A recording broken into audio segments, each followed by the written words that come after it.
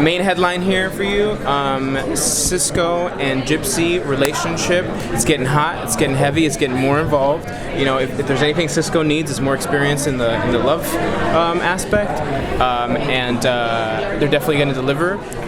But viewers are going to find that as Cisco tries to take it to the next level with Gypsy, he's going to encounter an obstacle, which may or may not be revealed at the panel. So most long-distance relationships don't work out. That's correct. How is this one going to work? You know, I get that question a lot. How do you make a dimension, or how do you make a relationship that spans across dimensions work? And I guess it's not that hard for people who can breach. You know, you figure out your powers, and you can just basically see each other all the time. It's like from walking from A to B. You know what I mean? You could be in the next room, only in a different dimension. That's correct. Exactly. It's just a door. It's just a door. What's it been like watching the evolution of your character, kind of just one of the team to like slowly putting on the different parts of your costume and getting to a place where you're officially a badass?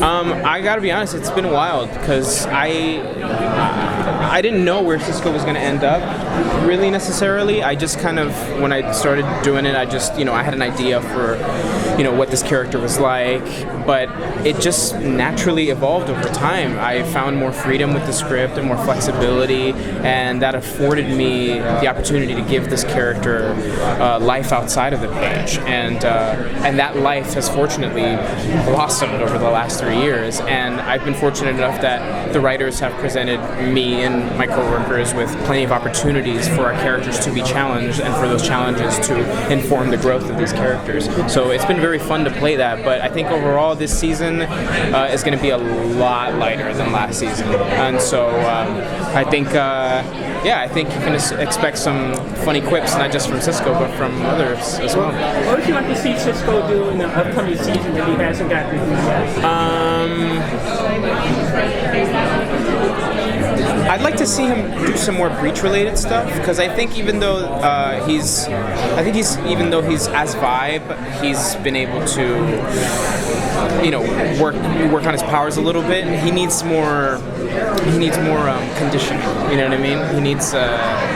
He definitely needs to get out in the field and get some more experience points under his belt, I think. How's Cisco going to be involved in getting Barry back?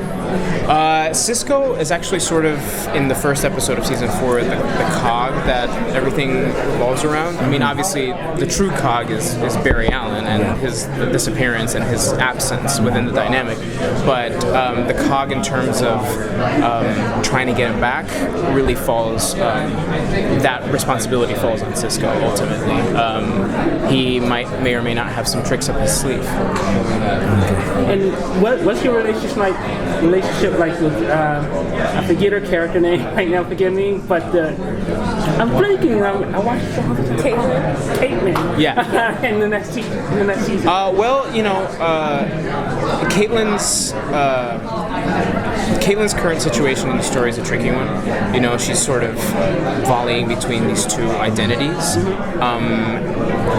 So that's very much open-ended. As far as Cisco's point of view on it is concerned, all I know is that he really misses his friend. Whether that's Barry or Caitlin, he really misses his friends. You know what I mean? How long could it be any possibilities of Cisco crossing over into some of the other stories, because into other shows, because Cisco is actually becoming legend, being mentioned in Arrow and Supergirl and like so. Yeah, I have become the Deus Ex Machina for all shows.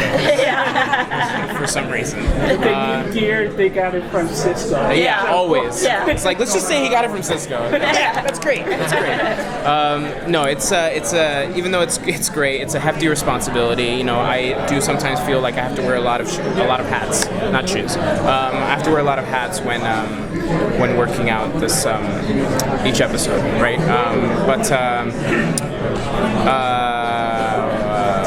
The crossover. But yes, Cisco's involvement in crossovers is almost always a certainty. You know, I think there's something about his character and this character and the way that he's written that really lends itself well to that that classic comic book tradition of superheroes crossing into other worlds, and crossbreeding, because Cisco is a fanboy himself, So there's something about that connection that he can lend with the diehard Flash fans that I don't know. It's almost like the viewer can put themselves in Cisco's shoes, because a lot of times Cisco does represent the fan that watches the show. You know what I How mean? did you like being in the role of a dick in the crossover episode?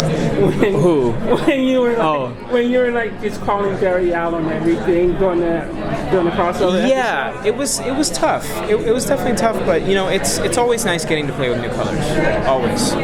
Yeah.